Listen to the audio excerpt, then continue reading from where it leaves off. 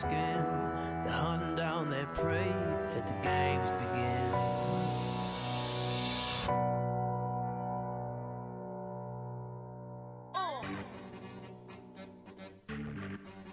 Vegas Squadron taking on Team Spirit. It's their first game of the Major. We're in London for the FACEIT Major 2018. And Counter-Strike is here to be celebrated for the next 3 weeks. We're going to be up on your screens and maybe up in front of you in the arena if you do choose to grab yourself a ticket. I think they're selling like hotcakes.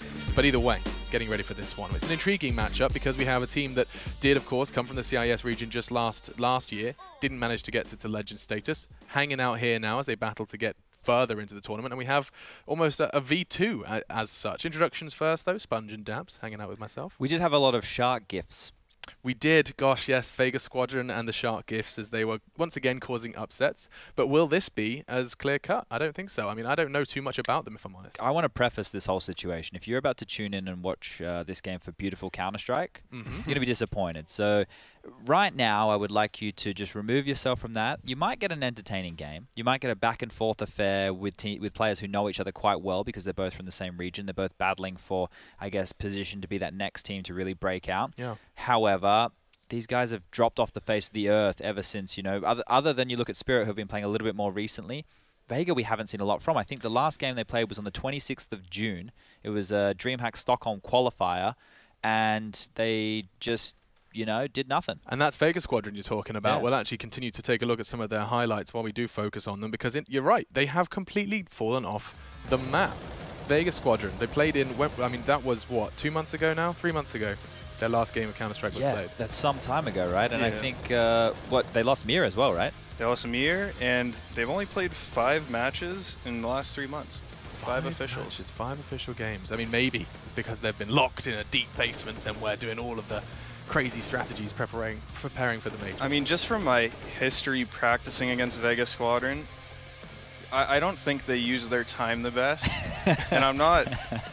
I don't like calling out teams like this, but it just, even when they had Mir, it just didn't seem like they really, I'm not going to say they don't care. They obviously care, but it just seemed like they just were careless in the practice, and they just sort of didn't use their time effectively. Similar to our conversation about Renegades previously, right? They didn't necessarily use their scrim time as effectively as other teams. Yeah. I think the people that we should note, because if you tuned in for the last Major, you would have known Mir and Kashanda were on this roster, and Kabakin still has his name there, but he's officially, as far as I'm aware, changed his name, not HLTV.org at least, to Tony Black. And Crush is the other player that's come in. So Kabakin used to play back with Na'Vi when Seized first joined. Now you have to really think a ways back to remember that one. But there are names within the CIS region that are on the other side of things that you may remember, and Davcost played for Flipside. Right. So he's on that Spirit lineup now. And look, in terms of what we can expect from these teams in the server, it's so difficult to say because the CIS region always brings a bit of a twist, just like the Swiss system here, but it's not the most beautiful or fundamentally sound version of Counter-Strike. We'll take a look. Team Spirit, of course, Davkos, Dima, Sotfik, Koldi, and Sumdai Young. Now, I've heard a lot of things about well, I was supposed to say SDY? SDY. I think it was, yeah, there he is. Oh, he does call himself SDY. But yeah, Sumdai Young, I remember reading a lot about him as he was kind of absolutely slaying in the FPL circuit, and now he finds himself in this roster. I think we'll be very surprised with Spirit. Even when I made the tweet where I picked Spirit over Vega, a lot of people who haven't really been keeping up with these teams think Vega is the favorite, but actually Spirit's won the last 3 matches versus Vegas Squadron, and just from people in the CIS region, and even people tweeting back at me, they all say like not to underestimate Spirit because they definitely play a lot better. And I think a lot of their individual players are performing better as well. Oh, you're starting to sell me on it. According to Vegas Squadron's results on HLTV.org, the last game that they played was actually against Spirit on Cache, and they lost 16-9. And this is where I take it to an intriguing conversation topic. Teams from the same region that play each other a lot. Daps, I'm sure you've got some experience with this as well from the North American region. Does the game play differently because you've played against each other so often? It does make a huge difference, and it even might put a little bit of pressure on Spirit since they have beaten them a lot in the past.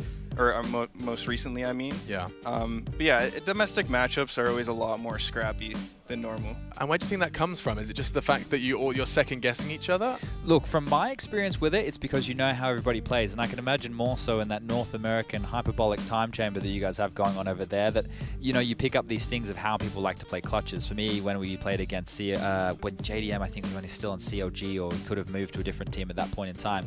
But on Keish, if he was always saving an AWP, he would leave Squeaky Door open and then hide behind Quad. Right. But I knew that. Like, I learned that very quickly. Yeah. So and now these are things you pick up. before this game starts, I want to make sure Daps gets his golden nuggets out. You said you've got a couple of interesting kind of observations you've been making about these rosters. Could you fill us in? Is there anything before we get into the game? I mean, the main observation is just Vegas Squadron is a relatively newer 5-man lineup, as Chad said earlier. And Spirit is a sort of a team on the up and up. They had a close final at the Miner versus Hellraisers, where both maps they lost went to 16-14, and the map they won 16-6 versus Hellraisers on Mirage. So I think Spirit is a team to look out for, and I think they're one of the dark horses. Like a QBF. I think they're better than QBF. I think they have potential to be like the likes of Complexity, Rogue, other teams like that. Right. Do you think they'll get out of the 8 teams? Ooh. I don't think they'll get out, but I think they're up for a win or two. Yeah, could be one of those 2-2 teams that we get to see really grind it out towards the end of this Swiss with a twist. Now, I've been told that the casters are ready. That does usually mean that the game is ready, and I know you're panicking. What's the map? We haven't done it. Well, don't worry. I can announce that the map is Mirage, a map that they just did to beat Hellraisers on, and it sounds like Anders and Moses are locked and loaded. So, gentlemen, it's been a pleasure, and we're going to find out if Team Spirit can surprise the an opponent they're all too familiar with. Vegas Squadron versus Spirit to pick up their first win of the London Major. Let's jump over to Jason and Anders. Yes, indeed. Thank you very much, Alex. And yeah, domestic matchup here at the middle of the day. We've sort of made it halfway through. Moses, how are you feeling? We're at the Major finally. I'm obviously very excited for this. I'm actually pumped. I'm a little thrown off by this music. I like it. It's just new. It's like it's like we're the Hardy Boys. I enjoy this. I think it's good. It's like we have a mystery to solve. Yeah, the mystery about who's going to be winning this game. I mean, it's going to be a quick one, the best of one. So I'm so excited as well that Vegas Squadron is back. Yeah. Those are my boys. For no other reason than a lot of shark gifts last Major. You've got some more stored up. Have you been preparing? Is that actually the only prep? So that's what I was doing all in Stockholm when we weren't casting. I was just looking up new shark animations. There are a lot of them, so maybe you get to use some of them. Obviously, the other great Vegas Squadron meme I'm looking forward to, the jumping Mac 10s that we saw a lot of. I feel like even if they've lost a couple of players, that'd be nice to get that back into the mix. Let's see how this all plays out. It's going to be Vegas Squadron starting on the CT side and Team Spirit here on the T side of Mirage for a best-of-1 game here at the FACEIT London Major. I can't wait for it. I think it's going to be exciting. I think this is going to be a fun game between two teams that know each other quite well. It's obviously one of the great things at this stage is to get a glimpse at teams that we haven't seen too much throughout the season. Right off the bat, all 5 players from Team Spirit in these B halls, and the positioning from Hutchie is going to be nice. Actually, a bait and switch with him and Crush, and we'll see how it's handled. 1 kill from Crush would mean so much. Yeah, it would make a big difference, but he's going to fall back, leaving Hutchie alone. That seems almost a bit heartless, but what could he really do?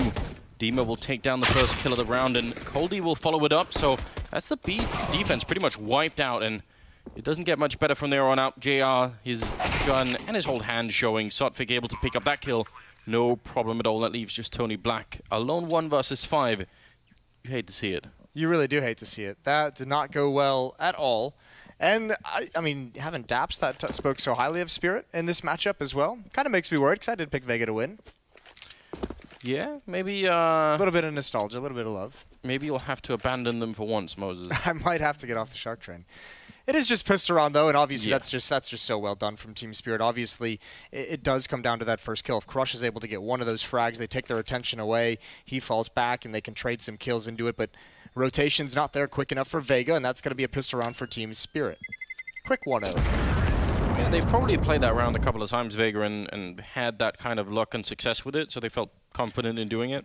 To be fair as well, Team Spirit's probably gotten up against that kind of a setup, once or twice. That's a pretty popular way to play that B bomb site, and obviously does not pan out for them here. Nothing to slow down that hit. Now we've got 3 HE grenades. I was hoping that we could get a couple more. Maybe grenade top mid. That's always fun. No flashbang for you? Yeah, it's real disappointing. There is a smoke of the kit though, Moses. When is the last time we've seen someone at the professional level play intentionally for the Ninja defuse? It's been like three or 4 years maybe. It has been a while. We've seen some cool ones on this map though over the years. It's been a while. I think teams have started to realize